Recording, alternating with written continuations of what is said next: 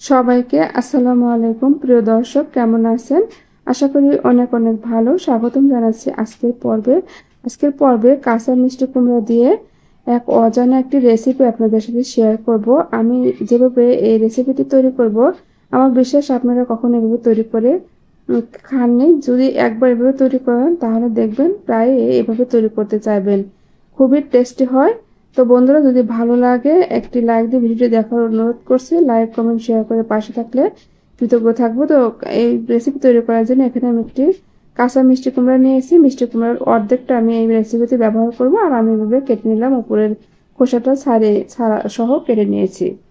তো এখন আমি এর ভিতরে সামান্য পরিমাণ লবণ দিয়ে দিলাম, আর দিয়ে দিব হলুদ গুঁড়া হাফ চা চামচের কম। তারপরে এটাকে আমি মাখিয়ে সাইড করে রেখে দেবো।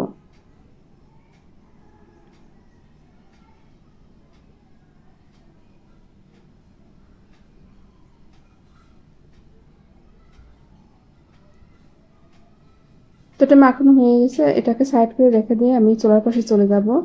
সরি, তার আগে যা করতে হবে, এখানে আমি একটি ব্লেন্ডার জার নিয়েছি। এর ভিতরে দিয়ে দিলাম পেঁয়াজ। এখানে আমি 3টা পেঁয়াজ টুকরা করে নিয়েছি, সেটা দিয়ে নিলাম।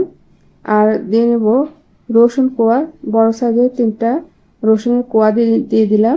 আর দিয়ে দিলাম আদা। এখানে আমি এক টুকরা আদাকে চাকচাক করে কেটে নিয়েছি, সেটা দিয়ে নিলাম। আর দিয়ে দিব কাঁচামরিচ, 4 থেকে 5টা কাঁচামরিচ দিয়ে নিলাম। দেব শুকনা মরিচ।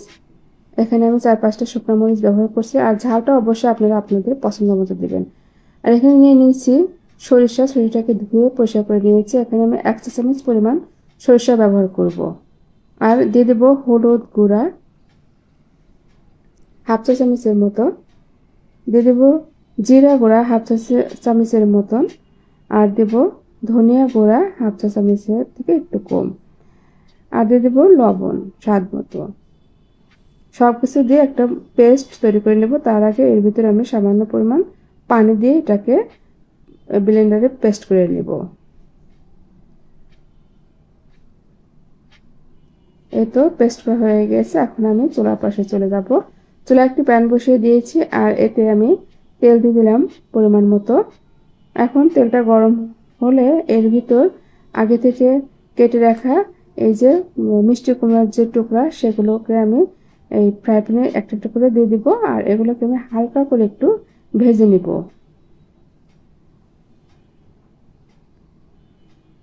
তো আমি দিয়ে দিয়েছি, একবারে আটে নেই, আমি 2বার করে এই মিষ্টি কুমড়ার টুকরাগুলোকে ভেজে নিব।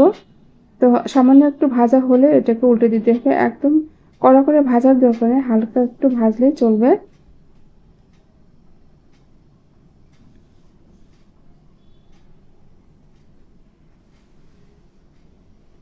তো এগুলো ভাজা হয়ে গেছে, এখন আমি এগুলোকে তুলে নেব। আর বাকি যে মিষ্টি কুমড়ার টুকরাগুলো আছে, ওগুলো আমি একটু ফ্রাই প্যানে ভেজে নিয়েছি। এই তো ভাজা হয়ে গিয়েছে। এখন চুলায় আর একটু ফ্রাই প্যান বসিয়ে দিয়েছি। এতে দিয়ে দিলাম রান্নার রেগুলার তেল, অর্থাৎ সয়াবিন তেল দিয়ে দিলাম। তেলটা হালকা গরম হলে এর মধ্যে দিয়ে দেবো হাফ চা চামচের মতো কালো জিরা। দিয়ে দেবো চিংড়ি মাছ কুচি। এখানে আমি কয়েকটা চিংড়ি মাছকে এইভাবে খোসা ছাড়িয়ে টুকরা টুকরা করে কেটে নিয়েছি, সেটা দিয়ে নিলাম। এখন এই কালো জিরার সাথে এই যে চিংড়ি মাছগুলোকে হালকা করে ভেজে নেব। একদম কড়া করে ভাজার দরকার নাই, তাহলে চিংড়ি মাছগুলো শক্ত হয়ে যাবে। ভাজা হয়ে গেছে, এখন আমি যে পেস্টটা তৈরি করে রেখেছিলাম মশলার, সেটা দিয়ে নিলাম। এখন দিয়ে নেড়ে চেড়ে ভালো করে কষিয়ে নিতে হবে, অনবরত নাড়তে হবে, খেয়াল রাখতে হবে যেন নিচ থেকে পুড়ে না যায়। মিডিয়াম টু হাই হিটে এগুলোকে ভাজতে হবে।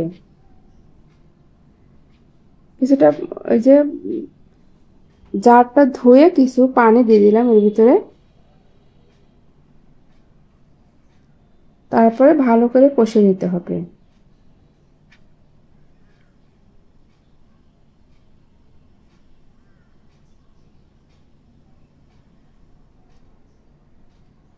তো কষানো হয়ে গেছে, এখন আমি ভেজে রাখা যে মিষ্টি কুমড়াগুলো ছিল সেগুলো আমি দিয়ে নিলাম। এখন এই যে কষানো মশলার সাথে মিষ্টি কুমড়াকে কষিয়ে নেব।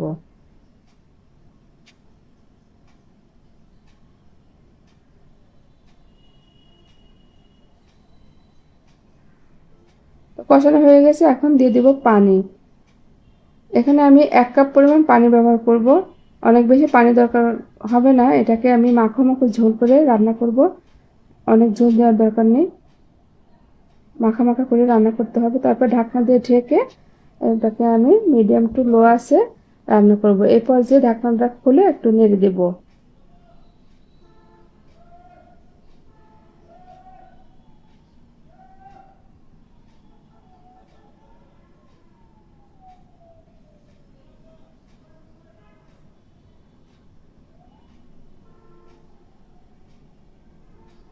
আবার ঢাকনা দিয়ে ঢেকে আরো কিছুক্ষণ রান্না করে নেব।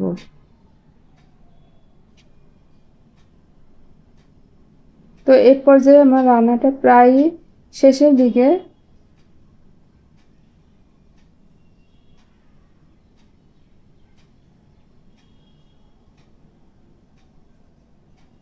তো এখন আমি দিয়ে দেব ধনিয়া পাতা। এই ধনিয়া পাতাটা দিয়ে 2 মিনিটের মতো রান্না করে নামিয়ে নেব।